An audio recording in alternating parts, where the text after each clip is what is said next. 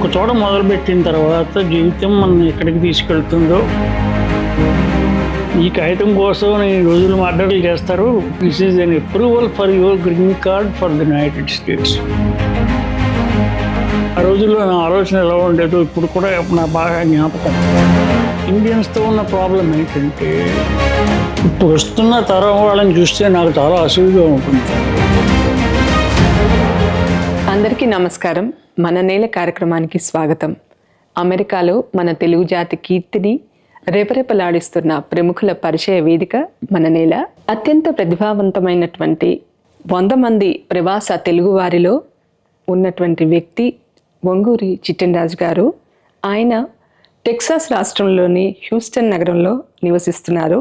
ప్రస్తుతం ఆయన ఇంట్లో మనం ఉన్నాం. నమస్కారం అండి. నమస్కారం అండి. బాగున్నారా? బాగున్నాం.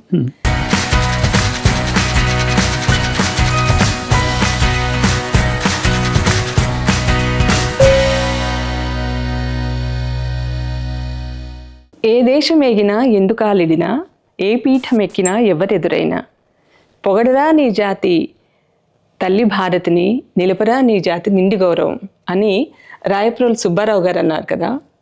ఆ మాటల్ని అక్షరాల అనుసరించిన వ్యక్తి మీరు. ఎక్కడ కాకినాడ, ఎక్కడ ముంబై ఐఐటి, ఎక్కడ అమెరికా, అసలు ఈ మీ ప్రయాణం అంతా చూస్తే మీకు ఏమనిపిస్తుంది?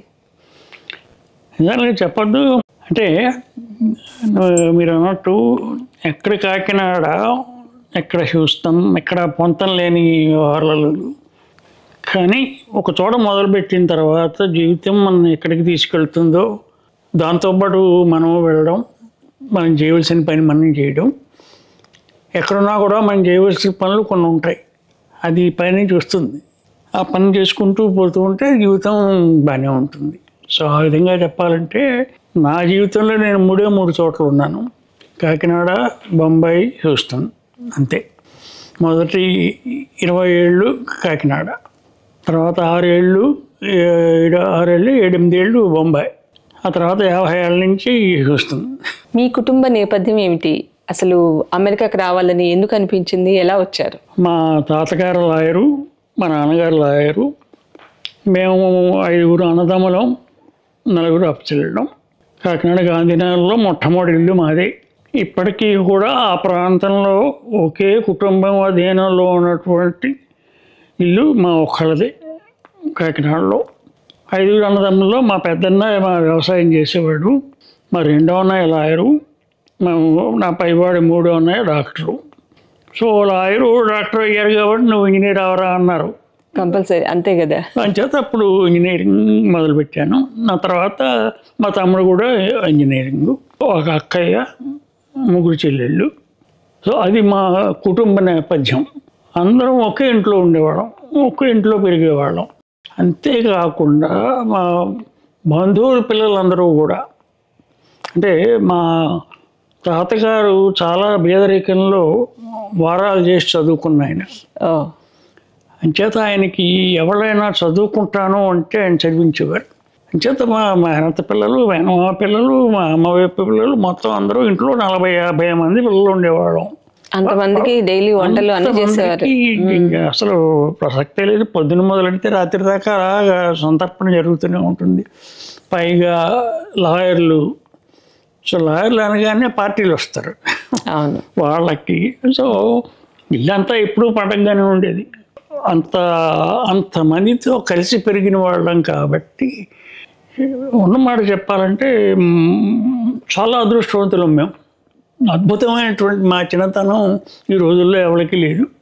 అప్పుడు మాకు ఒక బంధువు ఆయన ఉండేవాడు. ఆయనకి ఎంతమంది పిల్లలు లెక్క మర్చిపోయి 14 వెళ్ళారా అనిపించేవాడు. అలా ఉండేది ఆ రోజుల్లో. కాకినాడలో మరి ఇంజనీరింగ్ తర్వాత మీరు ఐఐటి ముంబైకి ఎలా వెళ్ళారు? ఒక విధంగా చెప్పాలంటే అనుకోలేదు. ఇంజనీరింగ్ పాస్ అవగానే, BE పాస్ అవగానే మాస్టర్స్ చేద్దామని అనుకున్నాను. అన్ని చోట్లకి అప్లై చేస్తే అనుకోకుండా బొంబాయి ఐఐటి నుంచి ఇంటర్వ్యూకి ఉత్తరం వచ్చింది. కాకినాడ ఇంజనీరింగ్ కాలేజ్ నుంచి తూర్పు తీరం నుంచి అటు పశ్చిమ తీరం ముంబై వెళ్ళిన మొట్టమొదటి వాడు నేనే. 1966 గ్రాడ్యుయేషన్ అయిన తర్వాత బొంబాయి ఐఐటికి మాస్టర్స్ చేశాను. మాస్టర్స్ తర్వాత డాక్టరల్ ప్రోగ్రాంలో చేరగానే నన్ను లెక్చరర్గా కూడా అపాయింట్ చేశారు. సో లెక్చరర్గా ఉంటూ నేను డాక్టరేట్ పూర్తి చేశాను. ఓకే. ఇక్కడ విశేషం 68లో అనుకుంటాను, ఒకసారి అమెరికన్ కాన్సులేట్ వాళ్ళు ఐఐటి క్యాంపస్కి వచ్చి అమెరికా దేశం ఎంత గొప్పదో, అక్కడికి వెళ్ళి స్థిరపడితే ఎంత బాగుపడతారో ఇలాంటివన్నీ చెప్పడానికి వాళ్ళు వచ్చి మా చేత ఏవో 4-5 కాగితాలు సంతకాలు పెట్టించుకుని వెళ్ళి, అప్పటికే డాక్టరల్ ప్రోగ్రాంలో సెటిల్ అయినాను, లెక్చరర్గా పనిచేస్తున్నాను, హాయిగా ఉంది జీవితం. అసలు అమెరికా వెళ్ళాలనే ఆలోచన ఏ కోశాన లేదు. కానీ మా తమ్ముడు అమెరికా వెళదాం అనుకునేవాడు. వాడు నాకంటే కాకినాడ ఇంకలైలో జూనియర్ వాడు. సో వాడికి చెప్పింది ఏంటంటే, ఒరే అమెరికా వెళ్ళదలుచుకుంటే డిగ్రీ అవగానే వెళ్ళిపో, మళ్ళీ ఇండియాలో అక్కడ ఇక్కడ చదువుకుని అవన్నీ అక్కర్లేదంటే వాడు 1970లో అమెరికా వచ్చాడు. ఓకే. మీకంటే ముందే మీ తమ్ముడు 4 ఏళ్ళు ముందు వాడు అమెరికా వచ్చాడు. ఓకే. విశేషం ఏంటంటే 68లో వీళ్ళు కాన్సులేట్ వాళ్ళు వచ్చిన తర్వాత ఒక 6 నెలల తర్వాత నాకు పోస్ట్లో ఉత్తరం ఒకటి వచ్చింది కాన్సులేట్ నుంచి. అందులో ఓపెన్ కూడా చేయలేదు నేను, డబ్బాలో పడేసుకున్నాను. అంటే అసలు అమెరికా వెళ్ళే ఆసక్తి లేదు. లైఫ్ బాగానే ఉంది, అక్కడ మాస్టర్ ఉద్యోగం చేసుకుంటున్నాము, డాక్టర్ పని చేసుకుంటున్నాం, కొనసాగా ఉంది, బ్రహ్మచారులో బొంబాయిలోనూ ఇంకేముంది అంతకడే. అప్పుడు ఏమైందంటే 74లో మొత్తానికి డాక్టరేట్ పూర్తయింది. వాట్ నెక్స్ట్ అన్న క్వశ్చన్ అప్పుడు వచ్చింది. అనుకున్నది డాక్టరేట్ అనుకున్నాము, అది అయిపోయింది. తర్వాత ఏమిటి అంటే అప్పుడు అమెరికా పెడితే ఎలా ఉంటుంది అనిపించింది. ఓకే. అప్పుడు మా తమ్ముడికి ఒరే వద్దాం అనుకుంటున్నాను అంటే, వాడు రావద్దు బాబోయ్, ఇక్కడ వియత్నాం వారు వ్యవహారం అంతా గొడవ జరుగుతుంది, ఇక్కడ నువ్వు వచ్చావంటే నేను ఆర్మీలో పెట్టి అక్కడ పంపించేస్తాడు. అప్పుడు నాకు జ్ఞాపకం వచ్చింది, ఏదో కాగితం వచ్చింది రా మనకి ఇది అని. సో ఆ డబ్బా మొత్తానికి పీకా. కాగితం చూస్తే ఏమి అర్థం అవ్వాల. సో ఆ కాగితం పట్టుకుని కాన్సుల్ ఆఫీస్కి వెళ్ళాను. ఒరే అబ్బాయి ఏంటి దీని సంగతి అని. వాడికి చూసి నవ్వాడు. నవ్వి, ఈ కాగితం కోసం ఈ రోజులు మర్డర్లు చేస్తారు, తణుకు వస్తున్నారు, this is an approval for your green card for the United states అన్నాడు. అంటే నువ్వు అమెరికా వెళ్ళి స్థిరపడడానికి పత్రం, నువ్వు వెళ్ళదలుచుకుంటే ఈ వారం వెళ్ళిపోవచ్చు అన్నాడు. అంటే ఓకే, ఐ విల్ గో అని అప్పటికప్పుడు డిసైడ్ చేసుకుని నేను నా ఉద్యోగాన్ని రాజీనామా చేసి కాకినాడ వెళ్ళి అమ్మ నాన్నగారిని చూసి, మా అన్నయ్య వాళ్ళని చూసి, మొత్తం బంధువులందరినీ ఒక 15 రోజులు కొట్టి. వాళ్ళు ఆల్రెడీ మీ తమ్ముడు వచ్చేసాడు కాబట్టి వాళ్ళు ప్రిపేర్డ్గా ఉండింటారు. మా తమ్ముడికి ఏం సంబంధంలా, వాడు రావద్దనే అంటున్నాడు. వీళ్ళు అమెరికా దూరం అలా ఏమనలేదా మీ పేరెంట్స్? మా పేరెంట్స్ ఏమనలేదు, ఎందుకంటే అప్పటికి మా తమ్ముడు ఆల్రెడీ వచ్చాడు. నేను అప్పటికే కాకినాడ వదిలేసి బొంబాయి వెళ్ళిపోయి 5-6 ఏళ్ళు అయిపోయింది కదా. అప్పటికి కాకినాడ కానంత కాలం ఇంకా ప్రపంచంలో ఎక్కడున్నా ఒకటే, ఎంతకాలం ఆ పెద్ద ఇదేం లేదు. తల్లిదండ్రులు అభ్యంతరం పెట్టాలి అంటూ ఏం లేవు, కొంచెం నసిగా పెళ్లి చేసి కడతావా అని. కానీ అప్పటికి అంత పెద్ద సీన్ లేదు ఇంకా మనకి అక్కడ. అంటే అలాగా డాక్టరేట్ అవగానే అనుకోకుండానే 6 ఏళ్ల క్రితం గ్రీన్ కార్డ్ జేబులో ఉన్నా కూడా తెలియకుండా ఉన్నప్పుడు, అది తెలిసిన తర్వాత all right let's go and see what is this United States. మా ప్రొఫెసర్ గారు ఏం చెప్పారంటే, వెళ్ళి నువ్వు ఒక 6 నెలల్లో ఏడాది ఉండి నచ్చకపోతే వెనక్కి వచ్చి మళ్ళీ అంతా సెట్ బాగానే ఉంది, పర్వాలేదు. సో అలాగా డిసెంబర్ 31, 1974 నాడు అమెరికాలో అడుగుపెట్టాను. అంటే న్యూ ఇయర్స్ ఈవ్ అర్ధరాత్రి. ఆ కాలం అంటే ఈ కాలం లాగా ఫ్లైట్స్ అలా లేవు కదా. ఎన్ని గంటల ప్రయాణం అయ్యింది ఆ రోజు? మీరు వచ్చిన రోజు ఇక్కడ అంటే అమెరికాలో ఫస్ట్ దిగిన తొలి రోజు మీకు జ్ఞాపకాలు ఏమన్నా గుర్తున్నాయా? అప్పటికి ఇండియాలో విమాన ప్రయాణాలు 2-3 సార్లు హైదరాబాద్ నుంచి బొంబాయి హైదరాబాద్ చేసినా కూడా ఇంటర్నేషనల్ ఫ్లైట్ అదే మొట్టమొదటి విమాన ప్రయాణం. మంచి సరదాగానే ఉంది. దానికోసం స్పెషల్గా కోటు కుట్టించుకున్నాం. అప్పుడు చాలా ముఖ్యమైన విషయం ఏంటంటే, ఆ రోజుల్లో డాలర్లు ఉండేవి కాదు. గవర్నమెంట్ ఆఫ్ ఇండియా వాళ్ళు 8 ఇచ్చేవారు. మా ఫస్ట్ జనరేషన్ అమెరికాలో ఉన్న తెలుగు వాళ్ళకి, ఇండియన్స్ అందరికీ కూడా ఏ ఒక్కళ్ళు కూడా $8 వచ్చిన వాళ్ళే అందరూ కూడా.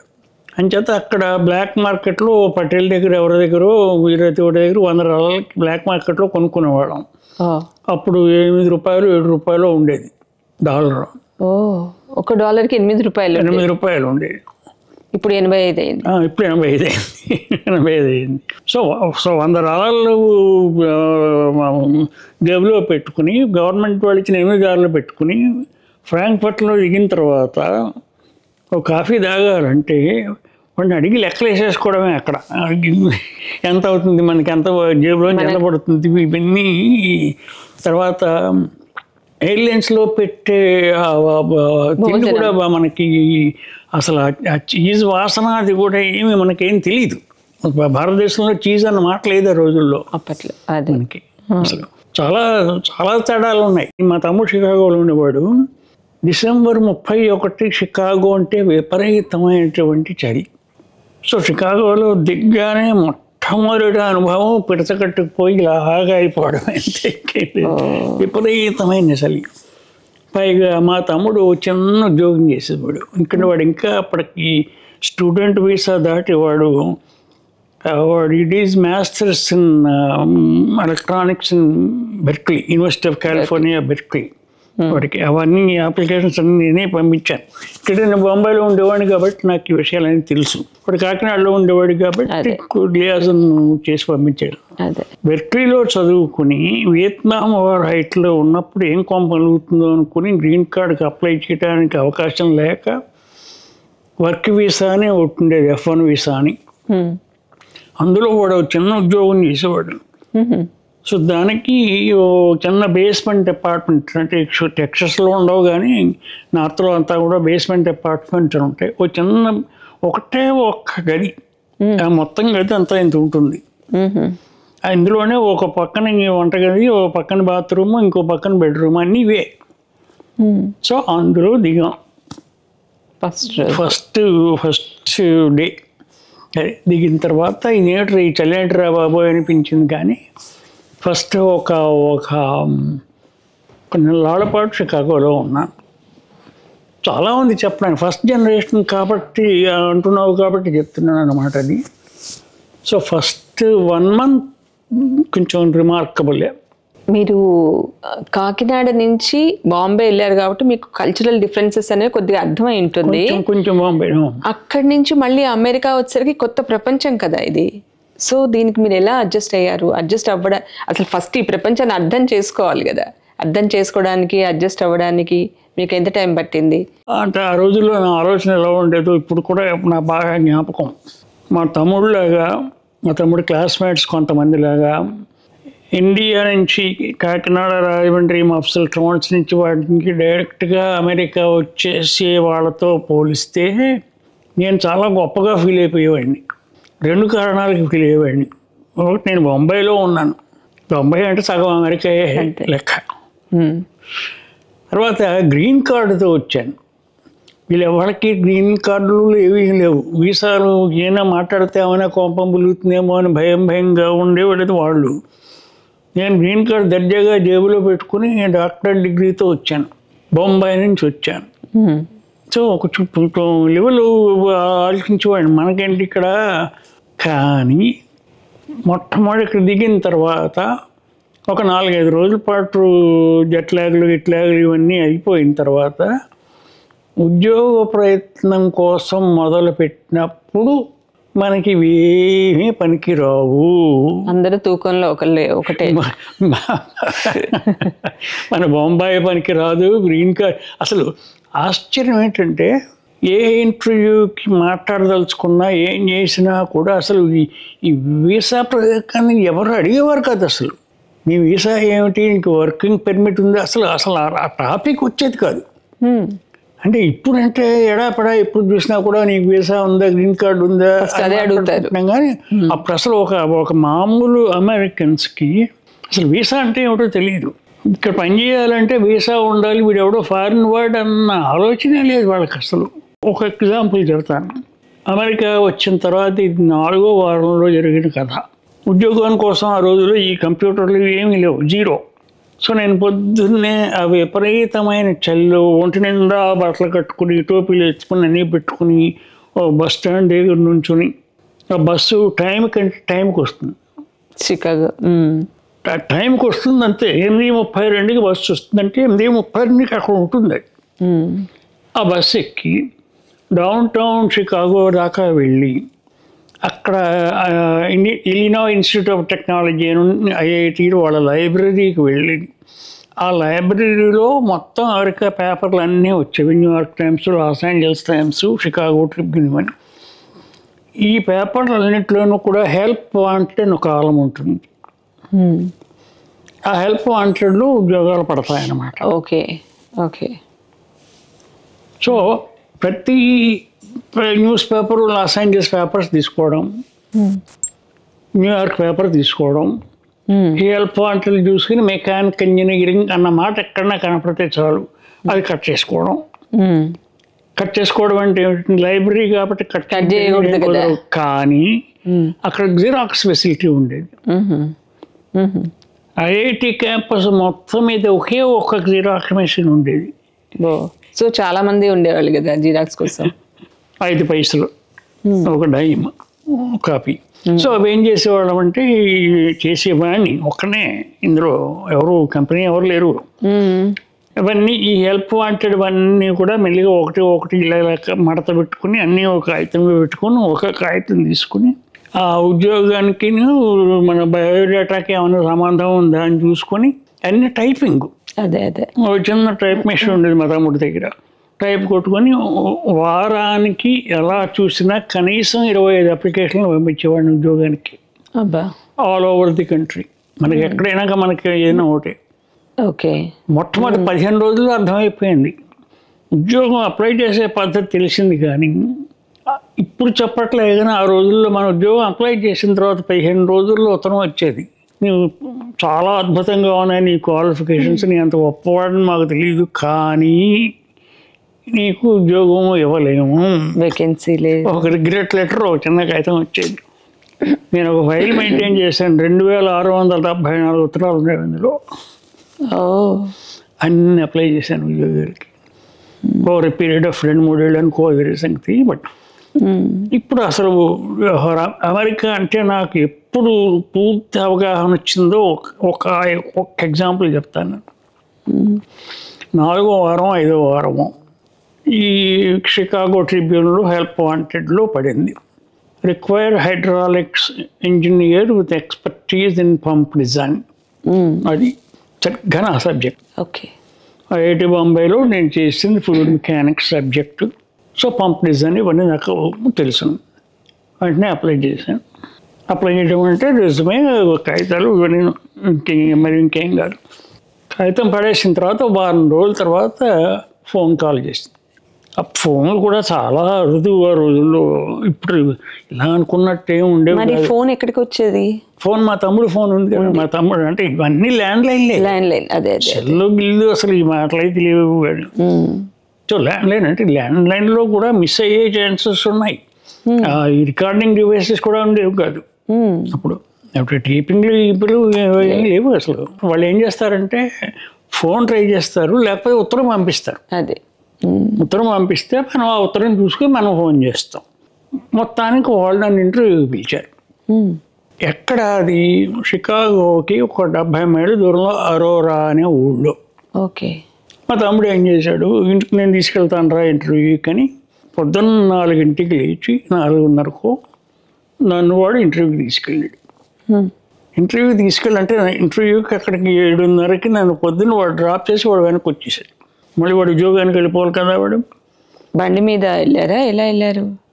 వాడు కార్లో. అదే వాడిదో డొక్కు కారు, సన్న ఏదో ఉండేది అంతాను.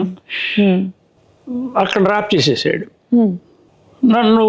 కంపెనీ ప్రెసిడెంటు, ఆ తర్వాత ఇంకొక టై కట్టుకొని ఇంకో వాళ్ళిద్దరూ నాతో మాట్లాడారు. ఉద్యోగం ఏమిటో చెప్పారు. ఉద్యోగం చెప్పిన తర్వాత మధ్యాహ్నం లంచ్కి తీసుకెళ్ళారు. లంచ్కి తీసుకెళ్ళి భోజనం పెట్టారు. సో సాయంత్రం మా తమ్ముడు వచ్చేదాకా నేను వాళ్ళ దగ్గర ఉండాల్సి వచ్చింది. సాయంత్రం 5ంటికి మా తమ్ముడు మళ్ళీ వచ్చి తీసుకెళ్ళాడు. బయలుదేరే ముందు వాడు yes you can join from tomorrow అని ఉద్యోగం ఇచ్చాడు. Will pay you $18,000 a year. Okay. ఆశ్చర్యపోయాం. $18,000 అంటే అసలు గుండె కొట్టేసుకుంది. మా తమ్ముడి జీతం అప్పుడు గంటకి $3. వాడు ఇదేంట్రా నీకు ఎలా వచ్చిందిరా అంటాడు వాడు. అన్నాడు ఉద్యోగానికి వెళ్ళాలి, ఎలా పెడతాం, ఇదే పరిస్థితి. మళ్ళీ అన్నాడు పొద్దున్న, వాడు 5ంటికి డ్రాప్ చేయాలి. కంపెనీ ఏం లేదు, ఒక షెడ్డు. ఆ కంపెనీ వాడు ఏంటంటే పైప్ డిస్ట్రిబ్యూటర్. వాళ్ళు ఒక ప్రాజెక్ట్కి అప్లై చేశారు. ఆ ప్రాజెక్ట్లో ఏంటంటే ఈ పైప్స్ అన్నీ కనెక్ట్ చేసుకుంటూ వాటర్ పంపింగ్కి దీనికి దానికి ఒక డిజైనర్ కావాల్సి వచ్చింది. మా స్టాఫ్లో ఒక డిజైనర్ ఉన్నారు అని చెప్పడానికి ఒకరిని హైర్ చేయాల్సి వచ్చింది. సో హైర్ చేశారు. సో మన్నాడు వెళ్ళాను. వెళ్తే అసలు నీకు ఉద్యోగం చేయడానికి ఏం కావాలంటే నాకు T² కావాలి, ఇవి కావాలి అంటే ఆ రోజుల్లో కంప్యూటర్లు ఏమీ కాదు. బొమ్మ గీయాలంటే T²లు ఇవన్నీ ఇన్స్ట్రుమెంట్స్ అన్నీ లిస్ట్ ఏదో రాసాం, అంతా బాగానే ఉంది అయిపోయింది. ఆ మన్నాడు మళ్ళీ పొద్దున్న మా తమ్ముడు డ్రాప్ చేసాడు.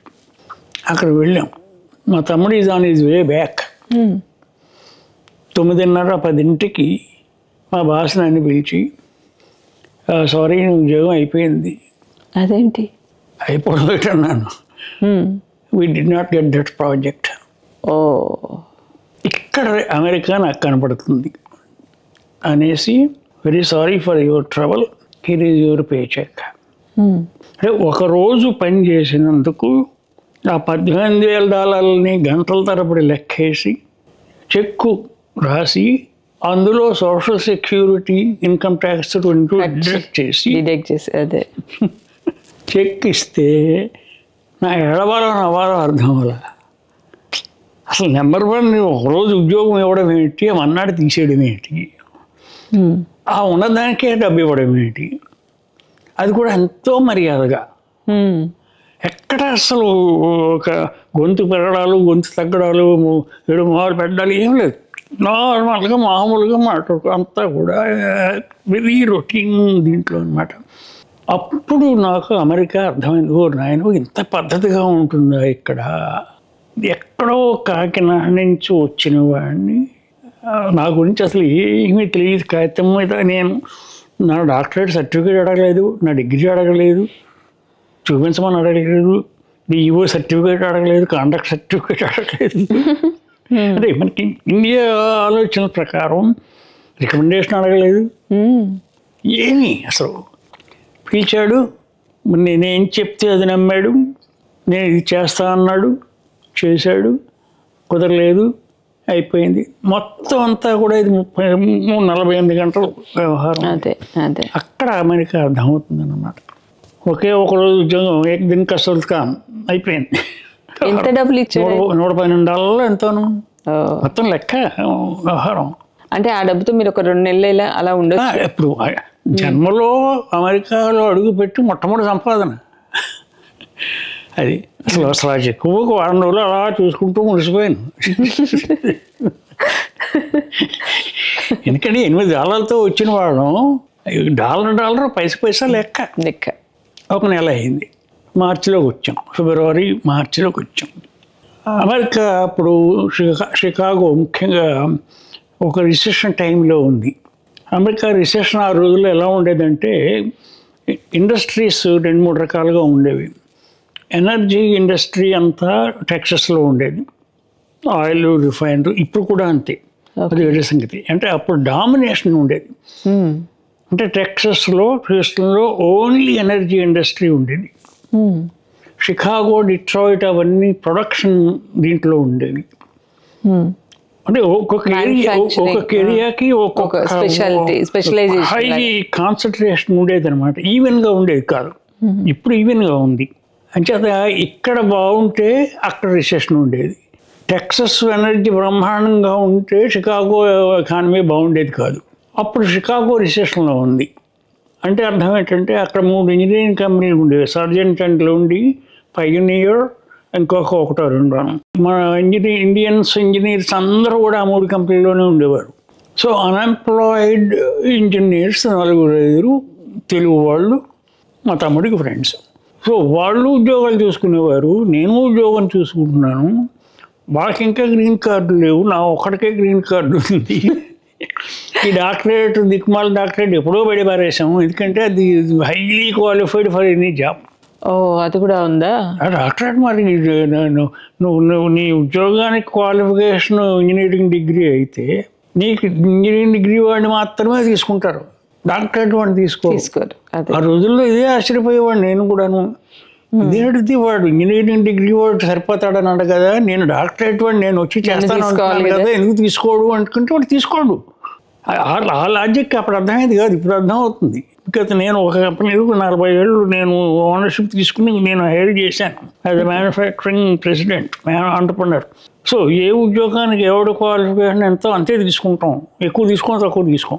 అదే అప్పుడు మనకు తెలియదు దీంట్లో డాక్టరేట్ ఐఐటి బాంబే నుంచి నేను డాక్టరేట్ని నేను వాడికి పనిచేస్తానంటే వాడు ఎగిరికి అయితే తీసుకోవాలి కదా, తీసుకోవడం వీడు ఎవరు ఆర్ క్వాలిఫైడ్ అంటాడేంటి వీడియో అంటే ఇప్పుడు వస్తుంది. అది ఈ నలుగురు ఒకసారి రోజు సాయంత్రం కూర్చుని టీ తాగుతుంటే ఎవడో అన్నాడు, ఒరే టెక్సస్ ఈజ్ బూమింగ్ అన్నాడు. మనకి ఎక్కడ రిసెషన్, మనకు ఉద్యోగాలు పోయి టెక్సస్ ఎనర్జీ అక్కడ బూమింగ్, టెక్సస్ పోదామా అన్నాడు. నలుగురిలో ఒకటికే కారు ఉంది, అలాంటి అనుకున్నాం. రాత్రి పెట్లు సర్దేసుకుని మనాడు పొద్దున బయలుదేరిపోయాం. ఈ న్యూ టెక్సస్ మొత్తం మీద ఒక్క మనిషి కూడా మనకు తెలియదు. షికాగోలో నాన్ స్టాప్ 24 hours బయలుదేరి తిన్నగా చూసుకుని వచ్చాం. ఎవడో తెలియదు మనకి ఇక్కడ. రోడ్డు మీద పడుకున్నాం. మన్నాడు నుంచి ఉండడానికి చోటు కావాలి, ఉద్యోగాలు వెతుక్కోవాలి, తతంగా అంతా ఉంది కదా.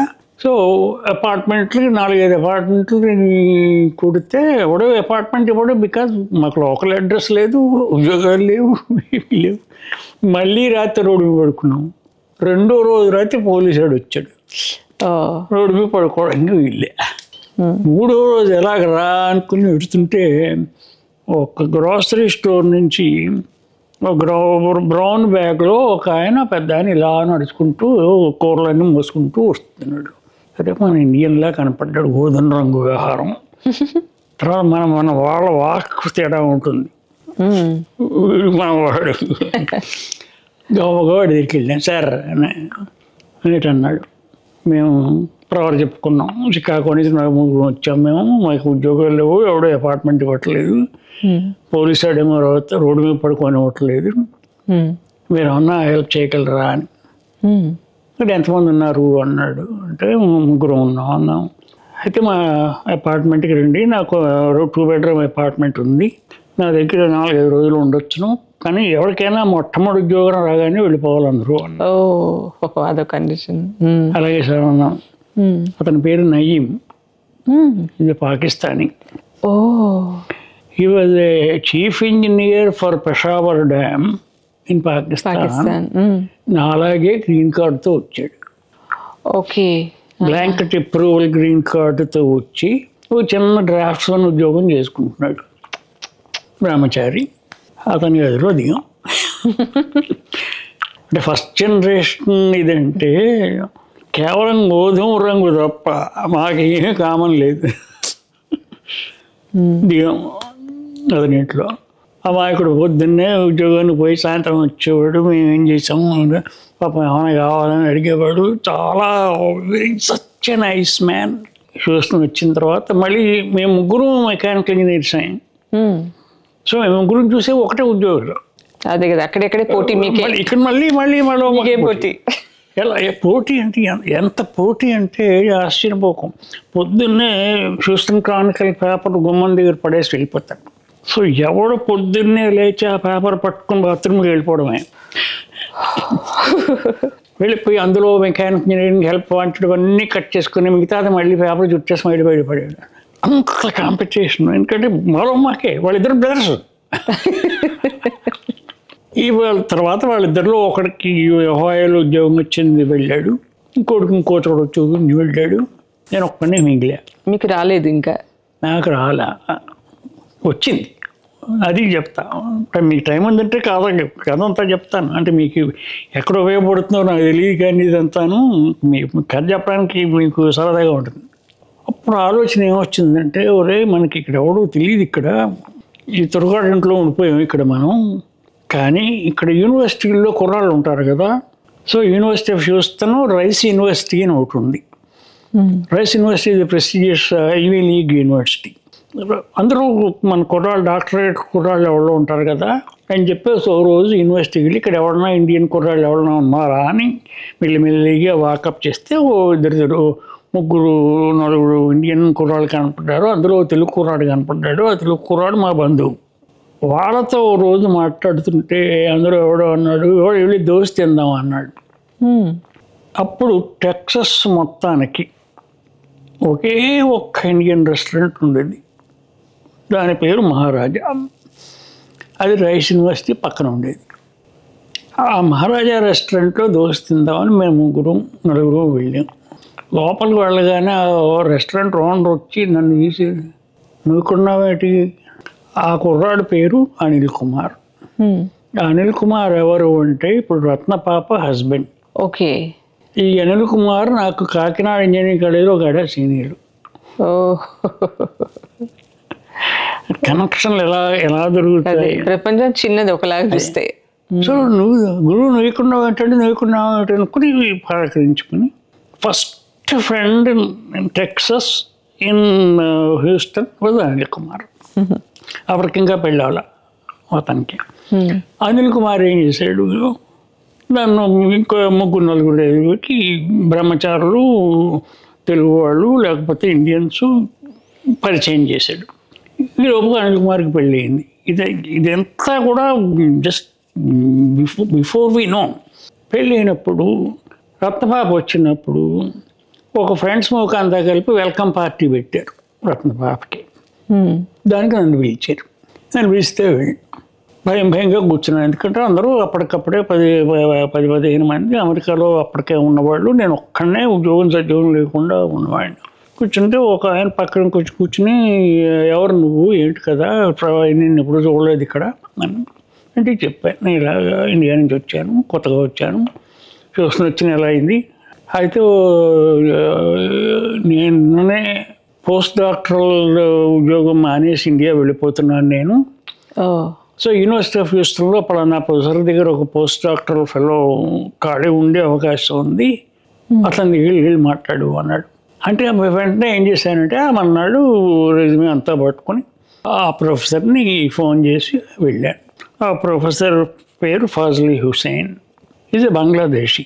ఇది స్టాన్ఫర్డ్ యూనివర్సిటీలో డాక్టరేట్ చేసిన ఒక మంచి పేరు ఉన్న ఫ్లూయిడ్ మెకానిక్స్ ప్రొఫెసర్. అతను ఏం చేశాడు, నా దగ్గర ఇప్పుడు ఏం లేవు, కానీ నువ్వు రీసెర్చ్ ఏం చేయదలుచుకున్నావో పోస్ట్ డాక్టర్ కానీ కొన్ని ప్రపోజల్స్ పట్టరా, అప్పుడు చూస్తానన్నాడు.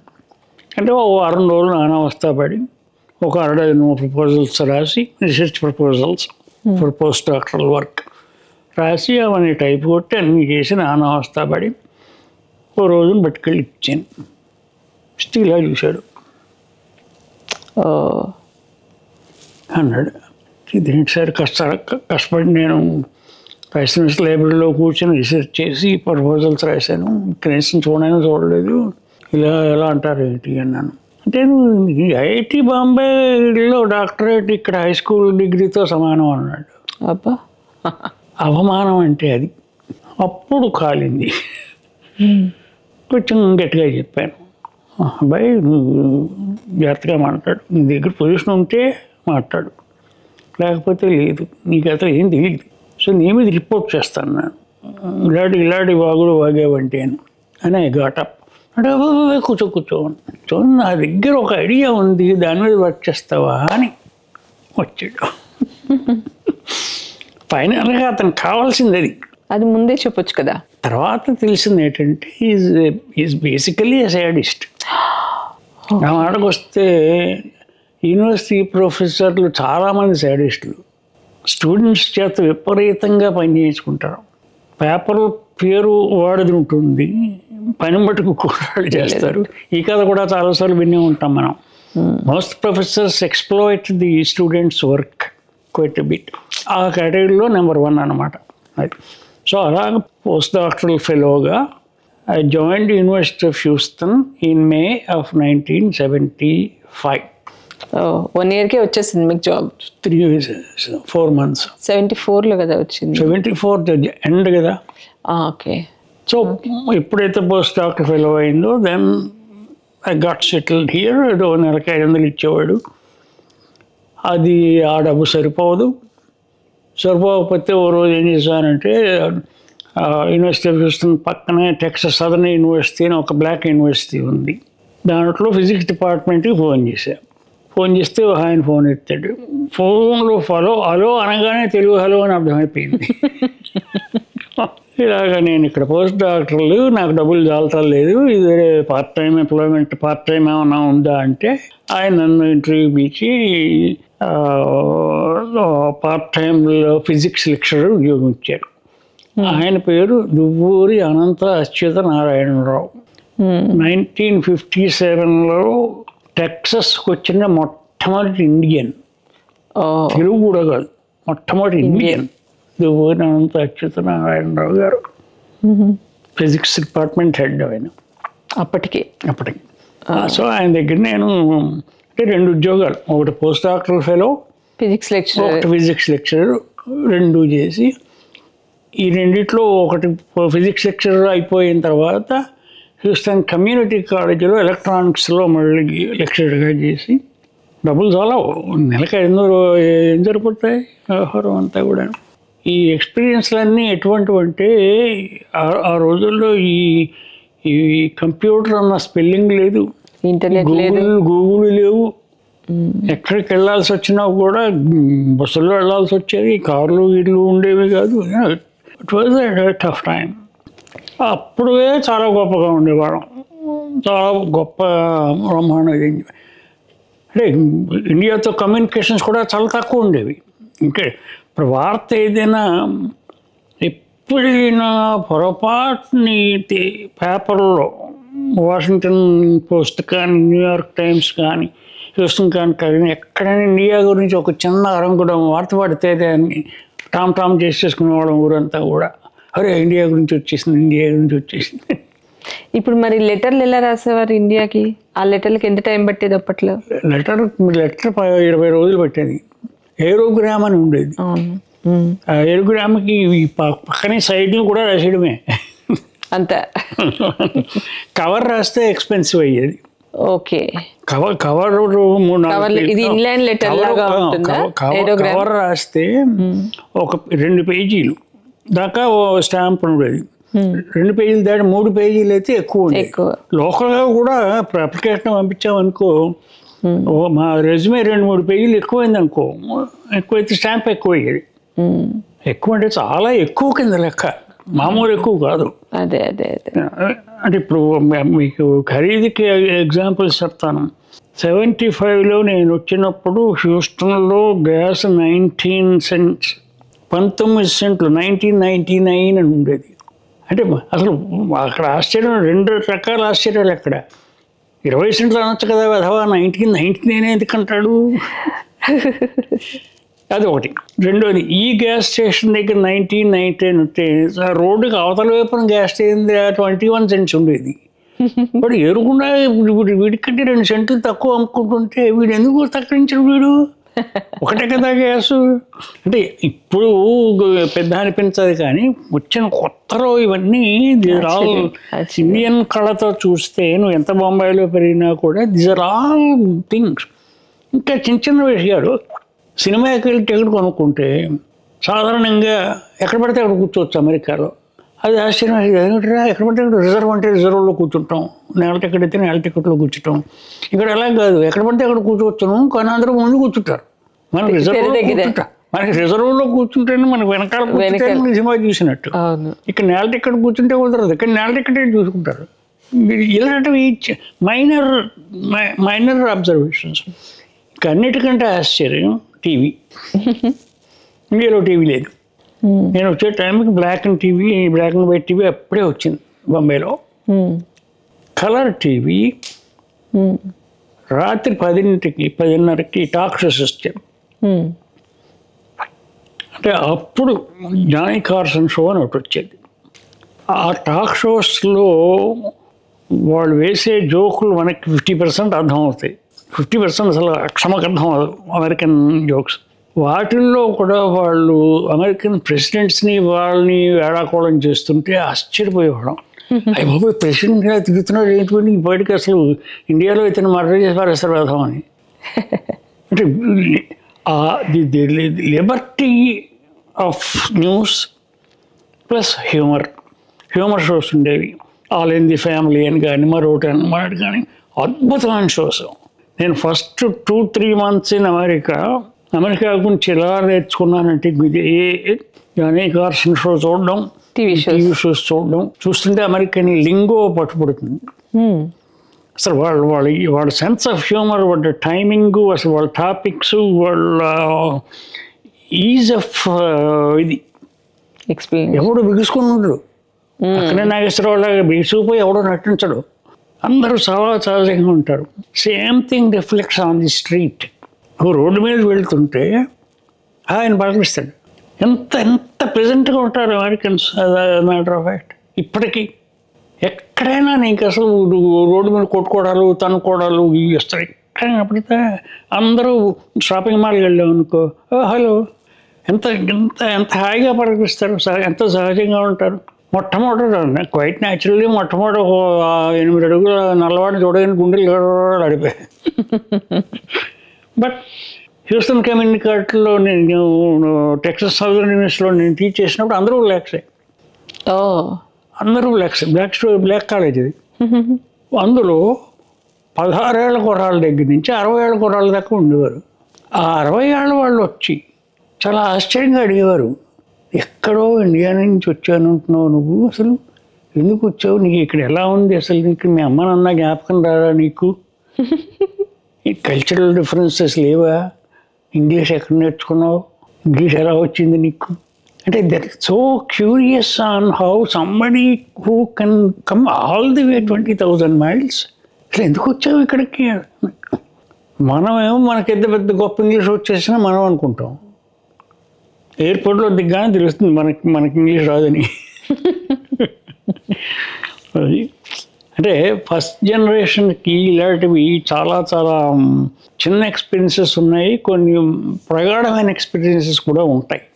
కొంతమందికి దెబ్బతిన వాళ్ళు కూడా ఉంటారు. అది వాళ్ళ సర్కమ్స్టాన్సెస్ని బట్టి ఉంటుంది.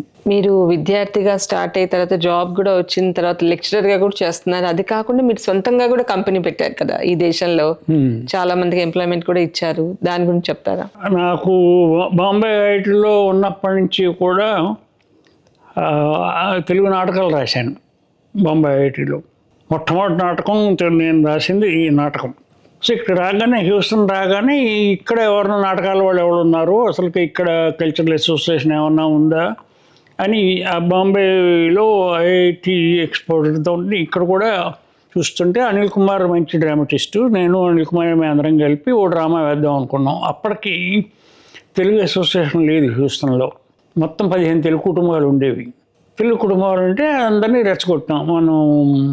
అంటే ఏదైనా పండగ ఏదైనా వస్తే ఎవరో వాళ్ళ ఇంట్లో ఉగాది వీళ్ళింట్లోనూ లేకపోతే దీపావళి వాళ్ళ ఇంట్లోనూ, కానీ ఎక్కడ ఒక ఫార్మల్గా ఒక అసోసియేషన్ కానీ వేదికంటూ లేకపోతే తెలుగు అసోసియేషన్ పెడితే బాగుంటుంది అన్న టాపిక్ మొదలుపెట్టింది మనం. మొదలుపెట్టి మొట్టమొదట ఏం చేద్దామంటే నాటకం వేద్దాం. నేను రాసిన నాటకాలు ఉన్నాయి. సో ఓ రోజుని అనిల్ కుమార్ వెంటలో నాటకం రిహార్సల్ ఇస్తుంటే సాయంత్రం అశోక్ కుమార్ అని ఒకడు టెన్నిస్ ర్యాకెట్ అది పెట్టుకుని టెన్నిస్ నుంచి ఇంటికి వెళ్తాను వచ్చి రిహార్సల్స్కి వచ్చి, ఏమయ్యా జిట్టరాజు నువ్వు ఉద్యోగం చూస్తున్నావు కదా, పోస్ట్ డాక్టర్ ఫెలోవి అన్నా, దొరికిందా ఉద్యోగం అన్నాడు. ఇంకా లేదు గురువు అన్న.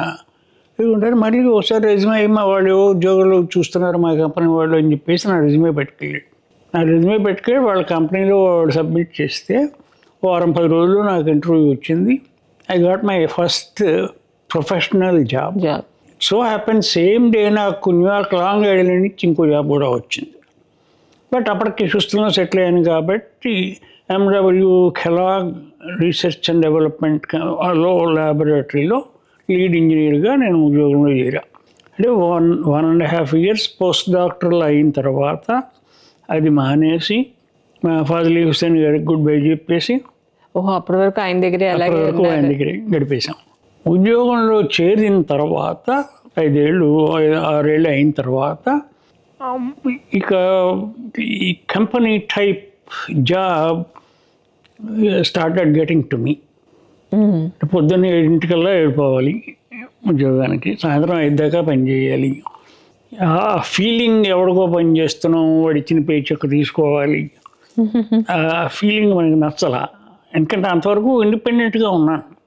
అంతే కదా, ఒక లెక్చర్ ఉద్యోగం అని, ఒక పోస్ట్ డాక్టర్లు ఇవన్నీ కూడా ఇండిపెండెంట్గా మనం ఎప్పుడు ఉంటప్పుడు వెళ్ళింది.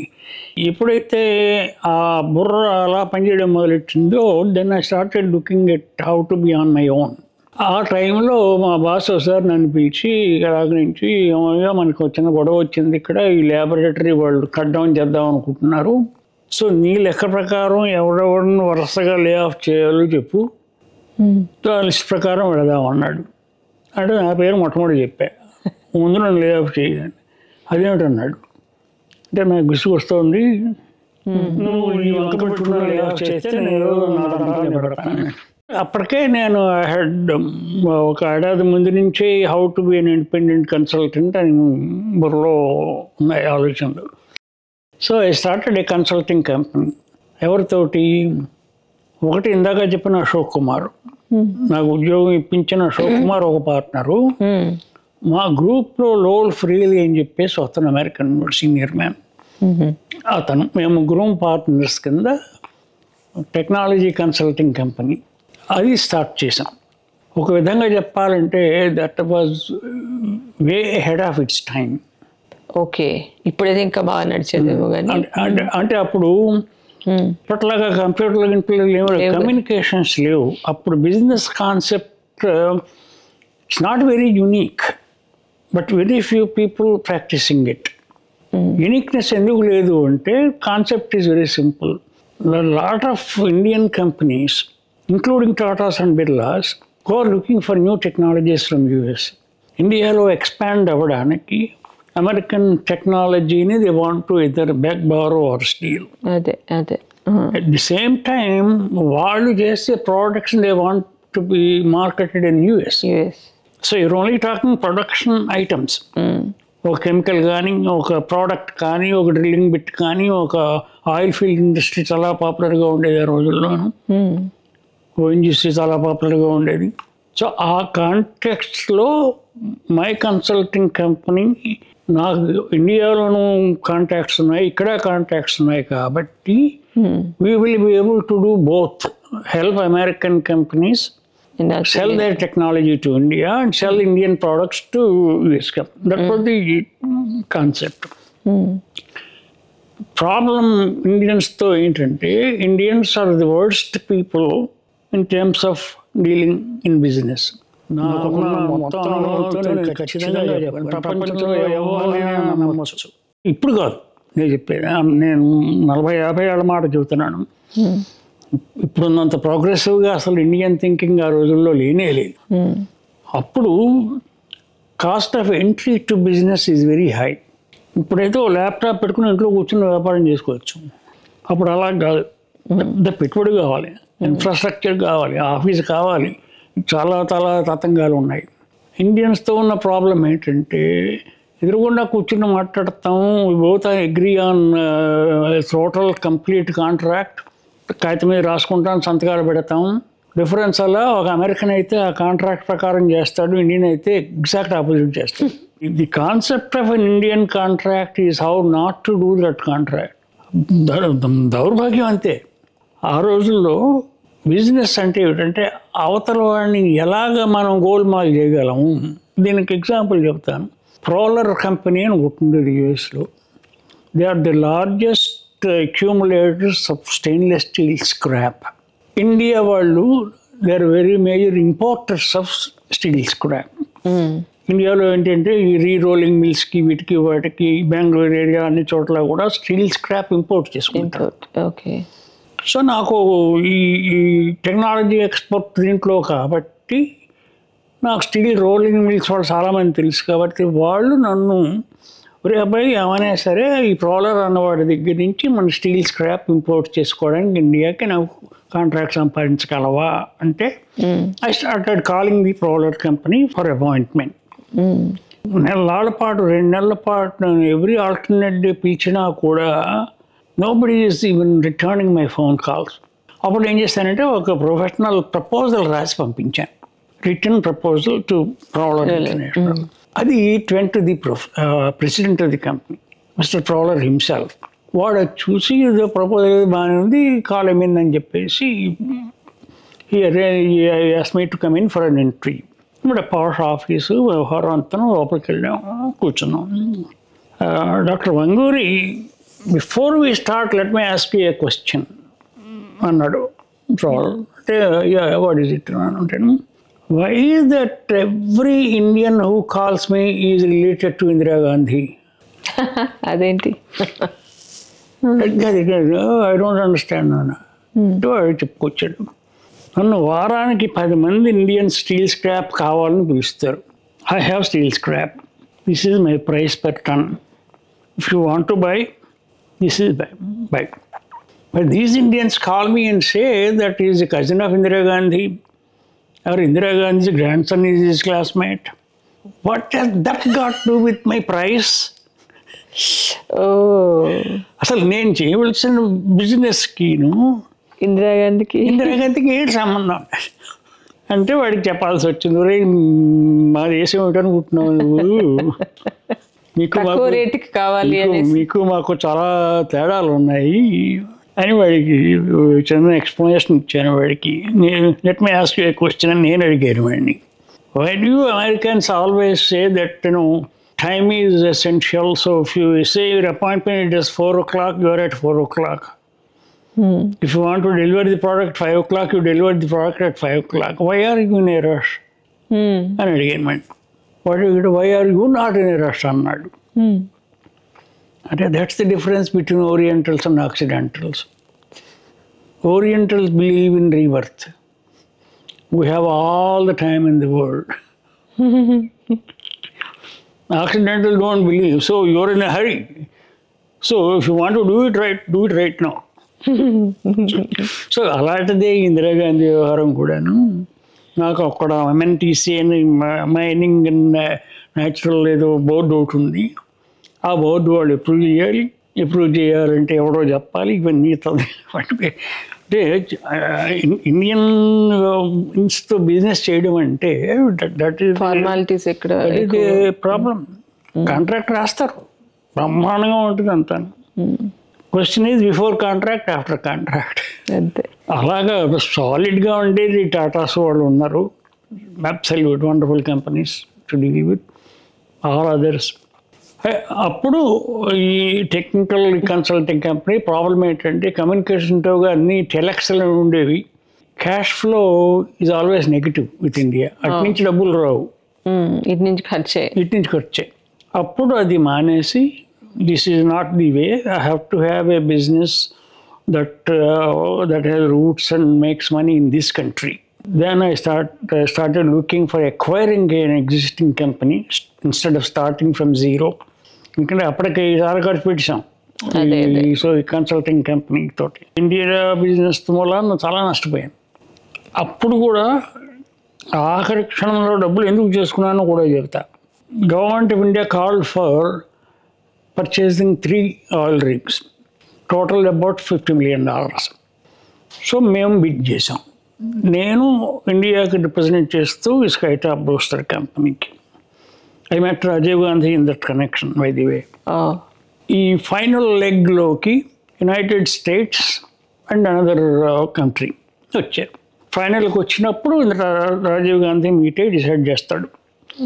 At that time it becomes a political decision rather than a money decision. ఆ టైంకి నాకు ఇండియాలో ఒక ఎస్కే మెహతా అని చెప్పేసి డెహ్రాడూన్లో ఒక ఏజెంట్ ఉండేవాడు to do the day to day work. Rao గారు అని చెప్పేసి ఒక ఆయన పార్ట్నర్, ఇండియాలో నాకు పార్ట్నర్. అదే ఈ మీటింగ్లన్నీ ఇండియాలో అరేంజ్ చేయడానికి నాకు ఢిల్లీలో ఆయన ఉండేవాడు. వన్ ఫైన్ మార్నింగ్ ఈ స్కైటాప్ రోస్ట్ వాడు పిలిచాడు. పిలిచి hey some people want to buy you out అన్నాడు. అంటే ఎవరు కొంటారా who wants to buy my contract out అంటే whatever that is, what is your price అన్నాడు. I told my price, calculating చేసుకున్నాం. అంటే ఈ కాంట్రాక్ట్ మనకు వస్తే కమిషన్ ఎంత వస్తుంది అన్న క్యాల్కులేషన్స్ ఉంటాయి. అదే చూసుకుని I named my price. So they paid me the price and I sold my contract and the one who bought the contract is my partner. Oh okay. ఆ మెహతానా? See, that is how it works in India. You don't even think that your partner is going to do it to you. అల్టిమేట్గా ఏమైంది, రాలేదు. ఆల్బేనియాకి ఇచ్చాడు రాజీవ్ గాంధీ పొలిటికల్గా. ఎందుకంటే mother Teresa వ్యవహారం అక్కడ. అంటే ఇండియన్స్లో బిజినెస్ అంటే there is no reason for them to do that one. అప్పుడు ఆ డబ్బుతోటి I wanted to acquire an existing operating company in the United States. So I wrote up a criteria, ఏ size company కొనగలం, ఆ company ఏం చేయాలి, అందులో నాకు ఎక్స్పర్టీస్ ఉండాలి, నాకు సబ్జెక్ట్ తెలియాలి. సో అలా రాసుకుని I acquired a company that was started in 1955 called Pantex. 1981లో I met with the owner, negotiated a contract. మొత్తానికి I acquired the company and ran it for about 25 years, sold it to my employees. Right now they are doing about $60 million a year in revenues. Okay. Doing extremely well in here. అంటే I've gone through the process, and ఈ ప్రాసెస్లో ఈ consulting company చెప్పేపటి K Narayanan గారు Indian అంబాసిడర్గా ఉన్నప్పుడు ఆయన ఒకసారి phone చేశాడు నాకు సౌత్ అమెరికాలో ఏదో బిజినెస్ డీల్ కావాలి. తర్వాత ప్రెసిడెంట్ అయ్యాడు. సో అతన్ని వారం రోజుల పాటు చూస్తున్నా పెట్టుకుని హెలికాప్టర్లో అంతా తిప్పి become a very good friend. తర్వాత అయితే మీరు వచ్చినప్పుడు మాత్రం బ్యాచిలర్గానే వచ్చారు, ఇక్కడికి వచ్చిన తర్వాత మీకు పెళ్ళయింది. మరి మీ శ్రీమతికి ఈ వాతావరణం ఇవన్నీ ఎలా అనిపించాయి, తను ఎలా అడ్జస్ట్ అవ్వగలిగింది? ఇక్కడికి వచ్చినప్పుడు మా ప్రొఫెసర్ గారు అనేవాడు, నువ్వు అమెరికా వెళ్తే ఎలా అయినా అమెరికా అమ్మాయిని చేసుకుంటావులే అని. నేనేమో ఏం చెప్పగలమండి, కానీ ఎప్పుడు కూడా అంతమంది కుటుంబంలో పెరిగినప్పుడు వేరే ఆలోచనలు ఉండేవి కాదు, కుటుంబ పరంగానే ఉండేవి ఇప్పుడు కూడా ఆలోచనలు. సో వచ్చిన తర్వాత 74, 75 మొదట్లో వచ్చిన వాడిని 78 దాకా పోస్ట్ డాక్టర్ ఫెలోలు వీటిలోనే ఉండి మొత్తానికి 78లో ఇండియా వెళ్ళినప్పుడు పెళ్లి చేసుకుందామని వెళ్ళాను. అప్పటికే మా చెల్లెలు వాళ్ళు సంబంధం చూసి పెట్టారు. సో విధంగా చెప్పాలంటే నేను చూసిన సంబంధం ఒకే ఒక సంబంధం, ఆ అమ్మాయితోనే పెళ్ళి కూడా. మా అమ్మాయి చెప్పేసింది, ఈ అమ్మాయిని తప్పితే ఇంక నీకు పెళ్ళి అవదరా నీకు వ్యవహారం అని. సో ఆ అమ్మాయిని చూసుకున్నాం, అయిపోయింది, పెళ్ళి అయిపోయింది. మా ఆవిడ వాళ్ళది విశాఖపట్నం. మా మామగారు వైజాగ్ కేజీహెచ్ హాస్పిటల్లో ప్రొఫెసర్, డెర్మటాలజీ ప్రొఫెసర్. కేజీహెచ్కి ఎదురుగుండా ఇంట్లో ఉంటారు ఇప్పుడు కూడా. అంటే ఇప్పుడు కూడా అంటే ఇల్లు కూడా ఉంది. మా ఆవిడేమో ఇంట్లో పెద్ద అమ్మాయి, 2 చెల్లెళ్ళు, 2 తమ్ముళ్ళు, మొత్తం 5 వాళ్ళు అక్కడ ఉన్నారు. మా మామగారు డాక్టరు. ఆయన is a very conservative man.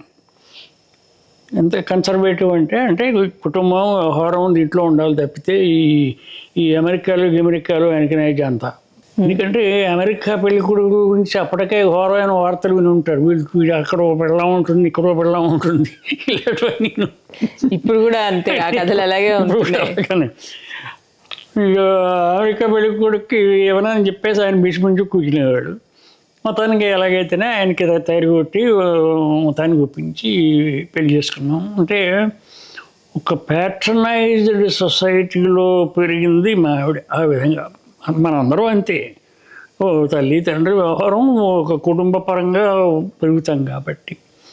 ఇక్కడికి వచ్చిన తర్వాత తను కూడా చదువుకుంది. సో తర్వాత తను ఉద్యోగం మొదలుపెట్టింది మెడికల్ ఫీల్డ్లోను. సో చాలా ఈజీగానే అడ్జస్ట్ అయింది. మీ కుటుంబం గురించి చెప్తారా? పిల్లలు ఎంతమంది? మనవరాళ్ళు మనవాళ్ళు కూడా ఉండిండొచ్చు. మరి వాళ్ళందరూ తెలుగు మాట్లాడతారా? ఎలాగా?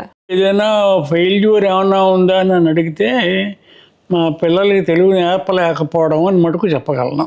దానికి కారణం ఏంటంటే మా పెళ్ళి 78లో పెళ్ళి అయింది. మా పెద్ద అమ్మాయి 82లో పుట్టింది. మా రెండో అమ్మాయి 85, మా అబ్బాయి 91. మా పెద్ద పిల్లలు పుట్టిన టైంకి నేను వ్యాపారంలో విపరీతంగా బిజీగా ఉండేవాడిని. పొద్దున్న పోతే రాత్రి 11-12 గంటల దాకా వచ్చేవాడిని కాదు. హైదరాబాదులో మనం ఏదైనా ఒక ఫ్యాక్టరీ పెట్టి అక్కడ ఉద్యోగాలు ఇచ్చి ఉద్ధరించేద్దామని ఆలోచన ఒకటి వచ్చింది. అది కూడా చాలా దెబ్బతినేశాను. అక్కడ కూడా వచ్చి పెట్టారు. హైదరాబాద్లో పట్టణచెరులో ఫ్యాక్టరీ పెట్టి ఇదే కారణాలు, భారతీయులు, వ్యాపారం, ప్రోడక్ట్ వ్యవహారం ఇవేమీ సరిగ్గా వర్కౌట్ అవ్వక చాలా నష్టపోయాను. అది అలాగే మా ఆవిడ ఇక్కడ, నేను నా వ్యాపారంలో నేను బిజీగా ఉంటే తన ఉద్యోగంలో తను బిజీగా ఉండేది. సో దాంతో ఏమైందంటే ఇక్కడ అమెరికాలో పిల్లలకి తెలుగు నేర్పాలంటే కేవలం తల్లిదండ్రులే నేర్పాలి. స్కూళ్ళలో ఎలాగో ఉండదు కాదు, స్కూల్ ఎలాగానో బయటకు ఎలాగా ఉంది కాబట్టి తల్లిదండ్రులు నేర్పాలంటే సమాజం దీనికి వస్తే నేను చెప్పేది 80ల్లో మాట. తల్లిదండ్రులకి సమయం ఉండాలి. తల్లిదండ్రులకి సమయం ఉన్న 2-3 విషయాలు ఉండేవి. ముందు భాష నేర్పాలి. భాష నేర్పడం అనేది మనం అనుకున్నంత సులభం కాదు. ఇండియాలో ఎంత సహజంగా వస్తుందో ఇక్కడ అంత అసహజంగా నేర్పించాలి. అంటే తెలుగుని ఇంగ్లీష్లో నేర్పించాలి. అదే అదొక సమస్య. రెండోది, మన కల్చర్ వాళ్ళకి అందజేయాలని ఎన్ని కబుర్లైనా వింటాం మనం. అంటే ఏమిటి, ఓ డ్యాన్సు, ఓ పాట, ఓ పాట, దానికే చాలా సమయం పడుతుంది. తీరా మన సంస్కృతి గురించి వాడైనా చెబుదామంటే మనకే తెలీదు. వాళ్ళకి చెప్పే భాషలో, చెప్పే పద్ధతిలో చెప్పడానికి ముందు మనం నేర్చుకోవాలి. ఇవన్నీ సొసైటీలో కూడా ఇదే సమస్యలు, అందరి పేరెంట్స్కి ఇవే సమస్యలు. సో దాంట్లో కొంతమంది పేరెంట్స్ పిల్లలకి అద్భుతంగా తెలుగు నేర్పించగలిగారు, మా బోటి వాళ్ళు నేర్పించలేకపోయాం. ఖచ్చితంగా మా ప్రయత్న లోపం అని నేను చెప్తాను, అందులో అనుమానం ఏం లేదు. ఇప్పుడు 50 ఏళ్ల క్రిందట మీరు ఇక్కడికి వచ్చారు అంటే మనం లెక్క పెట్టుకుంటే, అంటే తెలుగు నేల నుంచి వచ్చిన 5,000 మంది, తొలి 5,000 మందిలో 5,000 మందిలో ఖచ్చితంగా ఉంటాను. ఇప్పుడు ఇదే తెలుగువారి సంఖ్య ఇప్పుడు 8.5 లక్షలు అయింది. ఇంకా ఎక్కువ ఉంటారు. దీనికి సంబంధించి అంటే అప్పటి అమెరికాకి ఇప్పటి అమెరికాకి తేడా ఏమిటి? క్లుప్తంగా చెప్పాలంటే అప్పటికి ఇప్పటికీ తేడా, అప్పుడు అమెరికాలో ఇండియా ఉండేది కాదు, ఇప్పుడు ఇండియాలో అమెరికా ఉంది. ఇప్పుడు అమెరికాకి ఇండియాకి మీరు చెప్తే తప్ప నేను అమెరికాలో ఉన్నట్టు మీకు తెలియదు. ముఖ్యంగా ఈ 90ల తర్వాత ఈ ఐటీ వలన పుంఖానుపుంఖాలుగా మన వాళ్ళు, ముఖ్యంగా తెలుగు వాళ్ళు అమెరికా వచ్చిన తర్వాత చాలా మౌలికమైన మార్పులు జరిగాయి. ఆ మౌలికమైన మార్పుల్లో మొట్టమొదటిది ఏమిటంటే, మన భారతీయులందరూ పనిచేసేది చాలా మటుకు అమెరికన్ కంపెనీస్లో అమెరికన్స్కి పనిచేసేవారు. ఇప్పుడు ఈ ఐటీ మూలాన్ని ఏమైందంటే, అమెరికాలో ఉన్న భారతీయులు చాలామంది ఐటీ వాళ్ళు ఇండియన్స్కే పనిచేస్తారు. ఓకే, ఇప్పుడు మీరు అమెరికాలో కనుక ఇండియన్ ఐటీ వాళ్ళని తీసుకుంటే ఆ కంపెనీస్ కూడా ఇండియన్ వాళ్ళవే. అదే. సో వీళ్ళకి అమెరికన్స్ తోటి ఇంటరాక్షన్ చాలా తక్కువ ఉంటుంది. ఉన్నా కూడా తనతో సమానమైన కొలీగ్గా ఉంటుంది తప్పితే మిగతా లెవెల్స్, సొసైటల్ లెవెల్స్లో ఉండదు. సో దాంతో ఏమైంది, నేను కాకినాడ నుంచి వచ్చినటువంటి తెలుగు కుర్రాడిని అయితే ఇక్కడ కూడా కాకినాడ, రాజమండ్రి నుంచి వచ్చిన తెలుగు కుర్రాళ్ళతోటే తిరుగుతాను. అంటే నా స్నేహాలు కానీ మీరైతే వచ్చిన రోజే మీరు ఎంతమంది, నేను ఉండడానికి ఫిజికల్గా ఎవరో చెబితే అమెరికాలో నేను ఉన్నట్లు తెలుస్తుంది తప్ప నా జీవితంలో ఎక్కడా అమెరికాకి సంబంధం లేదు. ఇప్పుడు అంటే చాలామంది తెలుగు వాళ్ళు, ముఖ్యంగా తెలుగు వాళ్ళు, భారతీయులు అందరూ అని కూడా అనుకోవచ్చును. మనం ఒక మినీ ఇండియాలో ఉంటాం, మినీ ఆంధ్రాలో ఉంటాం, మినీ తెలంగాణలో ఉంటాం, మినీ కమ్యూనిటీలో ఉంటాం. బ్రాహ్మలతో ఉంటారు, కమ్మవారితో ఉంటారు, రెడ్లతో ఉంటారు. మొత్తం అంతా కూడా అక్కడ లేని దానికంటే కూడా ఇక్కడ చాలా చాలా కరాఖండిగా ఉంది. ఖచ్చితంగా చెప్పగలను అన్నమాట. అంచేత ఇప్పుడు అమెరికాలో ఉన్నామే భౌతికంగా చల్లేస్తుంది, అందరికీ ఎయిర్ కండిషన్లు ఉంటాయి, ఇలాంటివి తప్ప భౌతికంగా ఉండడం తప్ప ఏ విధంగానూ ఈ సమాజంలో పెద్ద తేడా ఏమి నాకైతే కనపడదు. తెలుగు సినిమాలే చూస్తాం, అది కూడా అల్లు అర్జున్ ఉంటేనే చూస్తాం. అల్లు అర్జున్ సినిమా వచ్చింది అనుకుంటే అది దానికి మనం ఆఖరికి జెండాలు కట్టుకుని రోడ్ల మీద ఊరవుతాం. ఎక్కడ మీకు తేడా ఏం కనపడదు. మీరు తెర మీద పూలు వేసినా కూడా మీరు ఏమీ ఆశ్చర్యపోవక్కర్లా. ఇక్కడ తేడా ఏం లేదు. అంటే ఇది చెడు కాదు, అదే యూనిటీ, తెలుగు వాళ్ళు చెడు కాదు.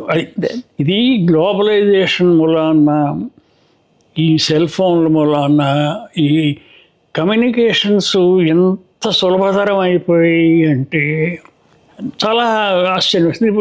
మీకు ఎగ్జాంపుల్ చెప్తాను.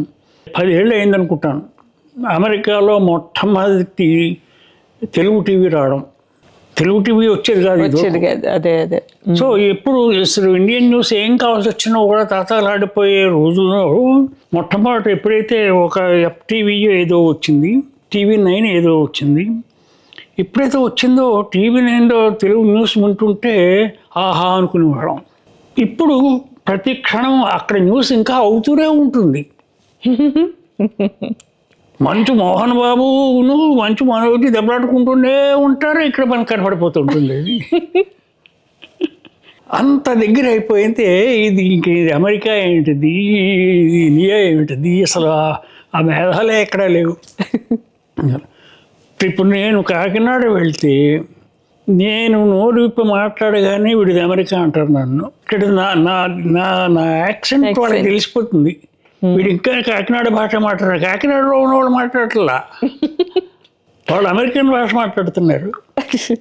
మా పెద్దలుడు అమెరికన్ మొన్న మధ్యన ఇండియా వెళ్ళాడు వర్క్ మీద, బెంగళూరు వెళ్ళాడు. వెళ్ళి వచ్చిన తర్వాత అడిగాను, ఏమిటల్లుడు ఎలా ఉంది ఇండియా అని. అంటే India is more Americanised than America అన్నాడు. ఇండియాలో వాడినంతగా టెక్నాలజీని అమెరికాలో వాడరు.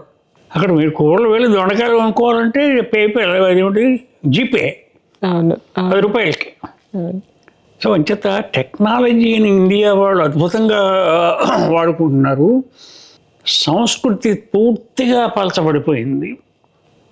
తెలుగు సంస్కృతి అన్నది సంకర సంస్కృతి కింద పూర్తిగా మారిపోయింది. ఇంగ్లీష్ అని అంటారు కదా, అసలు ఎక్కడ లేనే లేదు. అక్కడే కాదు, ఇక్కడి నుంచి అక్కడికి వెళ్ళిందే, అక్కడి నుంచి ఇక్కడికి వచ్చిందే చెప్పడం కూడా కష్టం.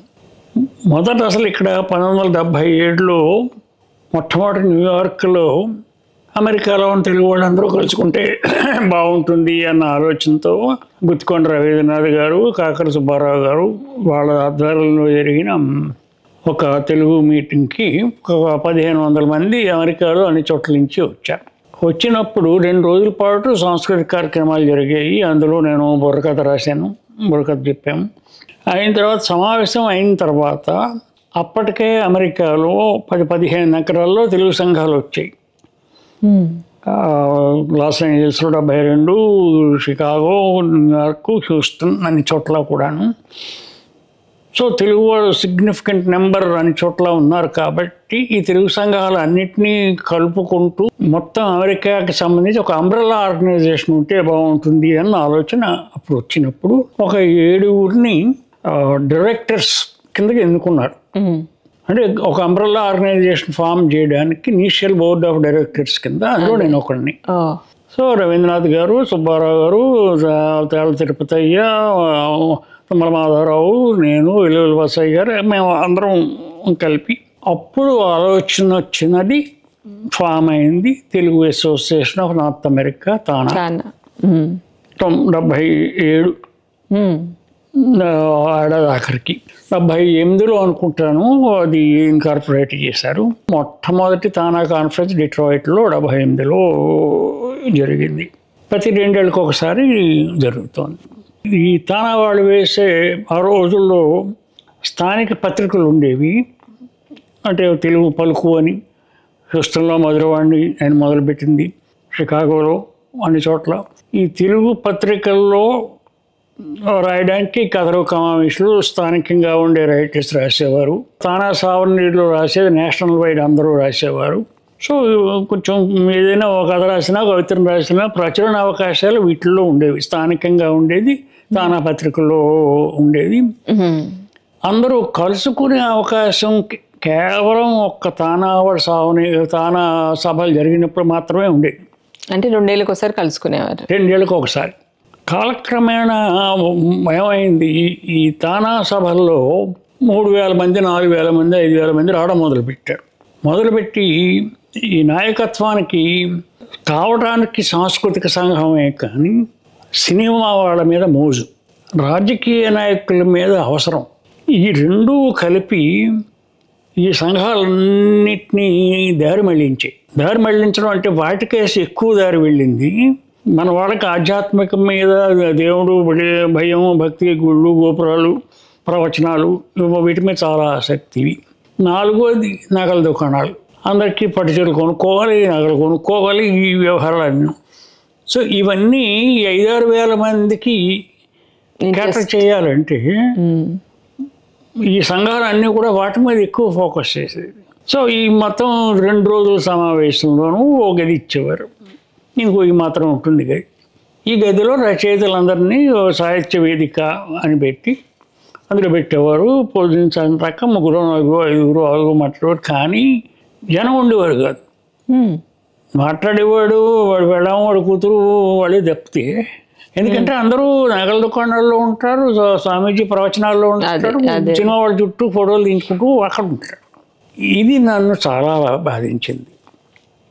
ఎందుకు బాధించింది? మౌలికమైన కారణం, మన సంస్కృతి అని మనం ఎన్ని చెప్పినా దానికి మూల కారణం భాష నుంచి వచ్చింది సంస్కృతి. ఈ రెండింటినీ కలిపేది మధ్యలో ఉన్నటువంటి సాహిత్యం. భాష నుంచి సాహిత్యం పుట్టుకొస్తుంది, సాహిత్యాన్ని నుంచి సంస్కృతి పుట్టుకొస్తుంది. సంస్కృతి అంటే ఏ కళారూపం తీసుకో, కూచిపూడి తీసుకో, సినిమా తీసుకో, ఏ కళారూపం తీసుకున్నా కూడా సాహిత్యం ఉండి తీరాల్సిందే. ఆ సాహిత్యాన్ని సృష్టించేవాడు రచయిత. వాల్మీకి రామాయణం రాయకపోతే రాముడు దేవుడు అని మనకి తెలుసా ఇవాళ? ఎక్కడ మీరు ఎట్టించి ఎలా చూడు, త్యాగరాజు అంత గొప్ప గాయకుడు ఎలా ఇవ్వగలిగాడు? తను రాసుకోబట్టే కదా కీర్తనలు. సో ఇంత మౌలికమైనటువంటి ప్రాధాన్యత రచయితకి ఈ దౌర్భాగ్యం ఏమిటి? ఎందుకు వాళ్ళని గౌరవం చేసిన వాడు సినిమా వాడైతేనే గౌరవం చేస్తారు.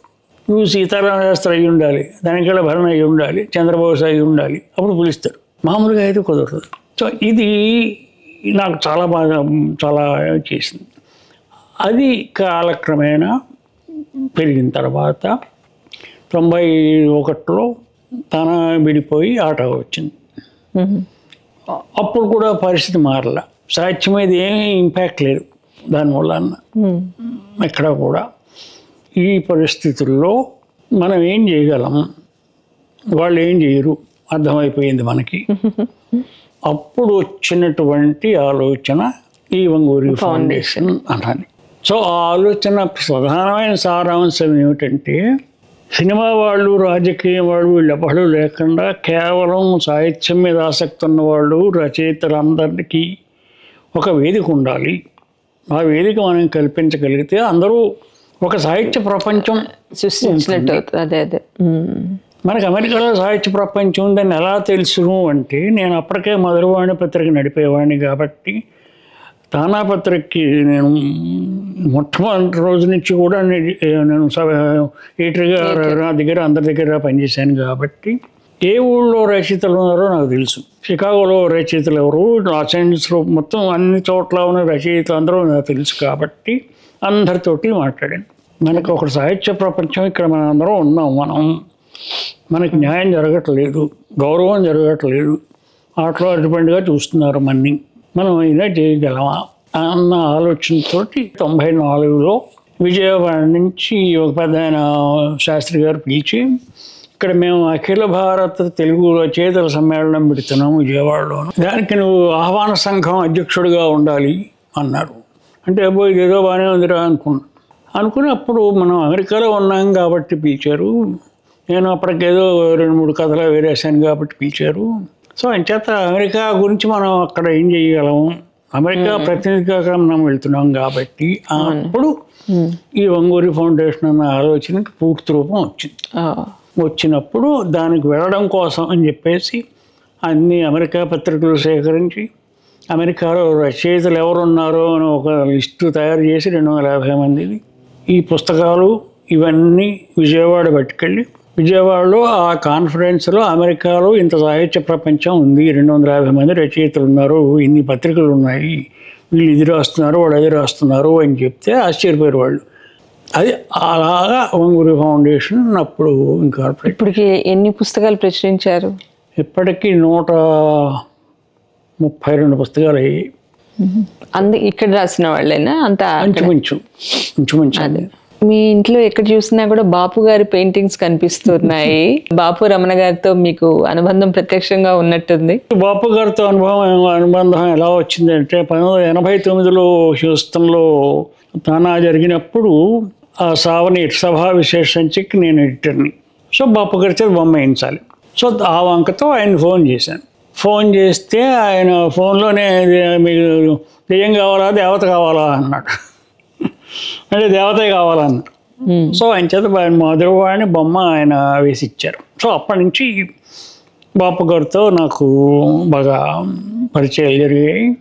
తర్వాత బాగా నేను గర్వంగా చెప్పుకునే విశేషం బాపు గారి విషయంలో అంటే 96లో ఆయన వచ్చినప్పుడు మా ఇంట్లో 6 రోజులు ఉన్నారు.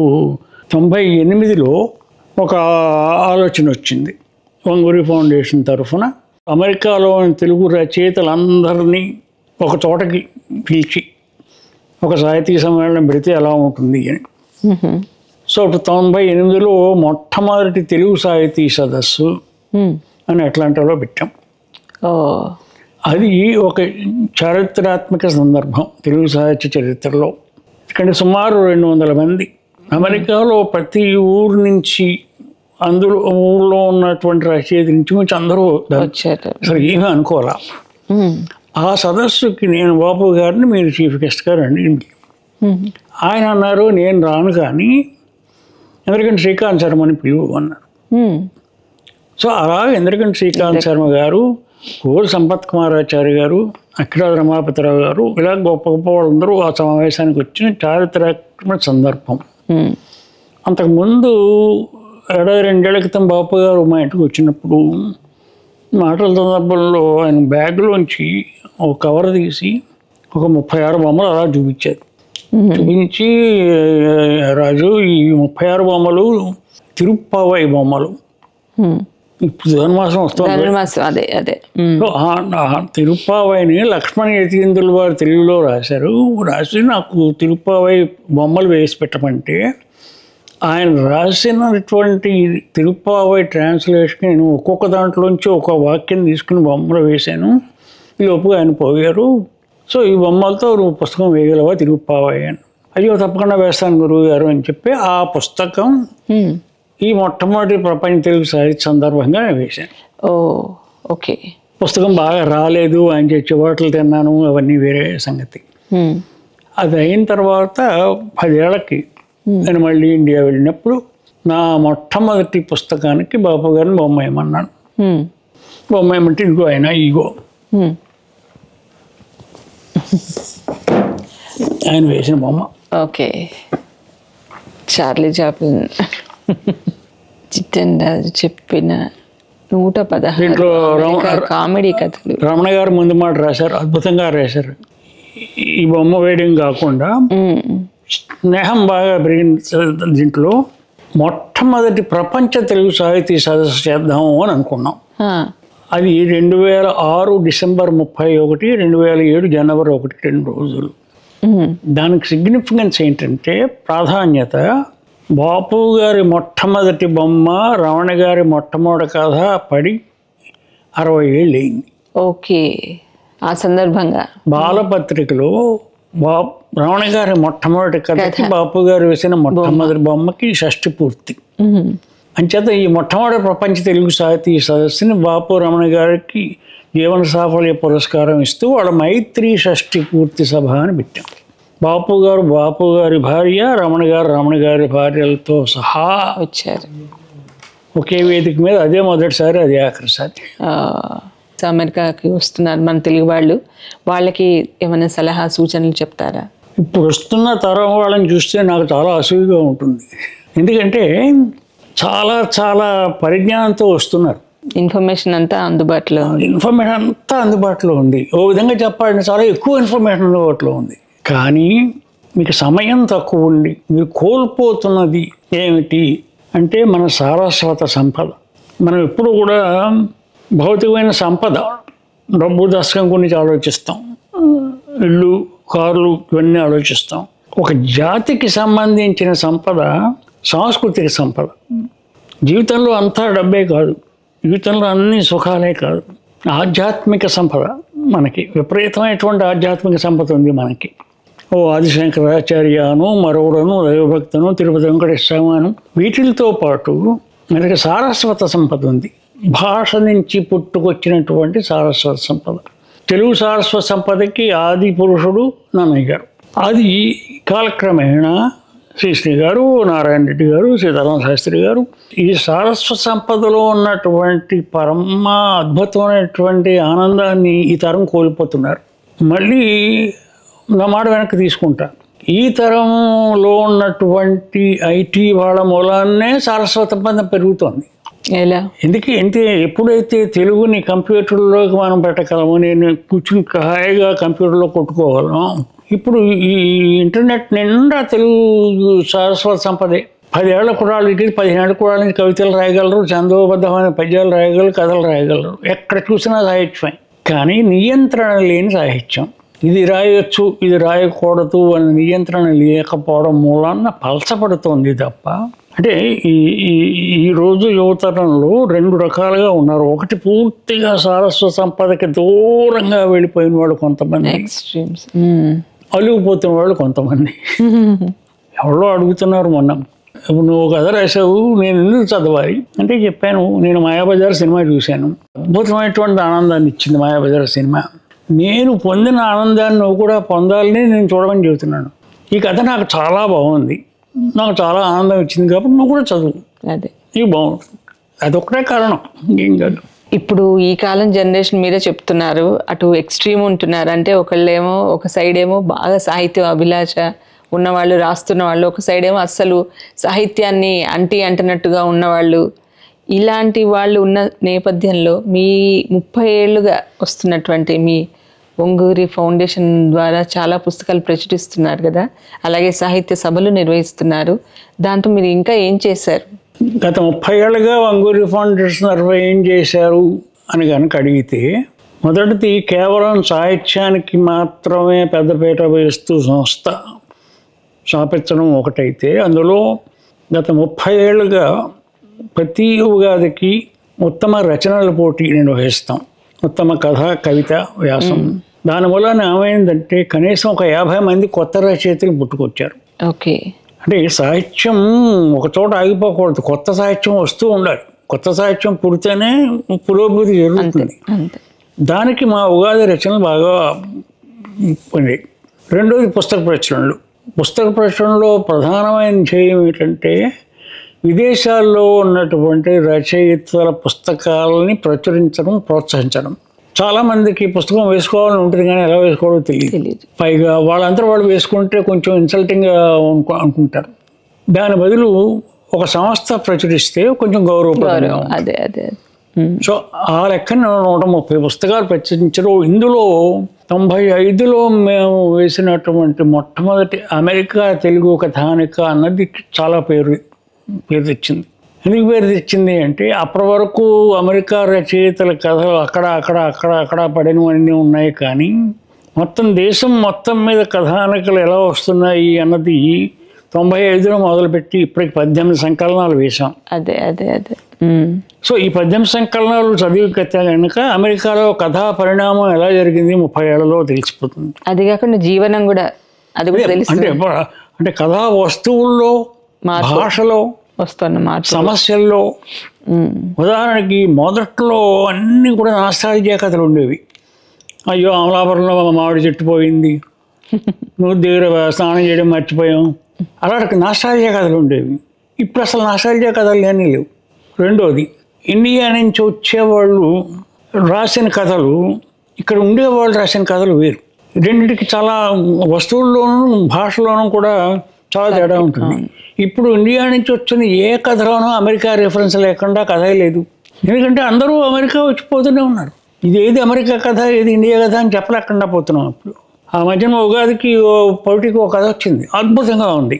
మొత్తం కథ అంతా ఆస్ట్రేలియాలో జరిగింది, మెల్బోర్న్లో. నేను మొత్తం కథ చదివితే బాబా ఎంత బాగుందో, అసలు ఆస్ట్రేలియా కళ్ళ కన్నోడు కనపడింది. ఆ పైన ఒక రచయిత్రి పేరు చూస్తే ఇండియా ఫోన్ నెంబర్ కనపడింది. ఫోన్ చేశాను ఆవిడకి, అమ్మ అద్భుతంగా ఉంది కదా, మీరు ఎక్కడ ఉంటారో ఆస్ట్రేలియాలో అని.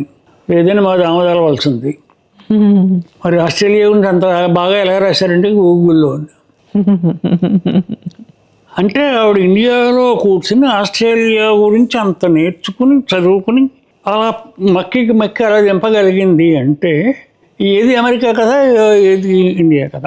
సో అటువంటి కథల ప్రచురణ రెండోది.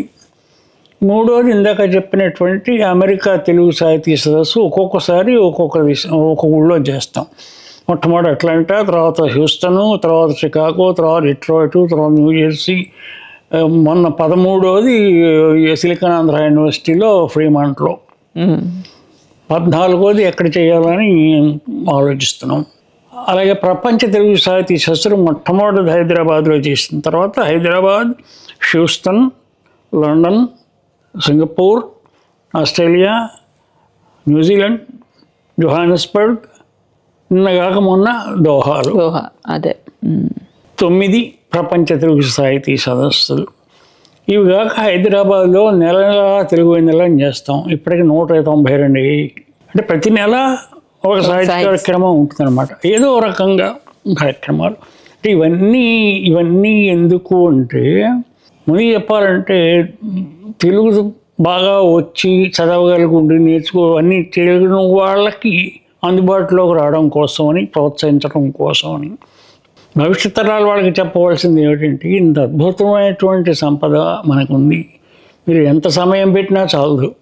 నన్నయ్య దగ్గర ఆగిపోవచ్చు మీరు, నన్నయ్య దాటక్కల్లా తెలుగు భాష ఎంత గొప్పది అనుకుంటే అంత ఇది. సో భాషను ఆనందించండి, ఆస్వాదించండి. ఎన్ని చెప్పినా ఇంగ్లీష్లో ఆలోచించే కంటే తెలుగులో ఆలోచిస్తేనే నాకు చాలా బాగుంటుంది. కానీ కొన్ని ఇంగ్లీష్లోనే ఆలోచించాలి, కొన్ని తెలుగులోనే ఆలోచించాలి. ఈ రెండింటినీ సమానంగా చూసుకోమని చెప్పడం. ఊహకందని మలుపులు మీ జీవితంలో ఉన్నాయి, ఎందరికో స్ఫూర్తిదాయకం. ఇక్కడ అమెరికాలో ఉన్న వాళ్ళకే కాదు, అక్కడ ఇండియాలో ఉన్న వాళ్ళకి కూడా. మా కోసం మీరు ఇంత సమయం వెచ్చించి ఇది చేసినందుకు చాలా ధన్యవాదాలండి. నాకు ఇంత మంచి అవకాశం ఇచ్చినందుకు మీకు మన నేలకి ధన్యవాదాలు.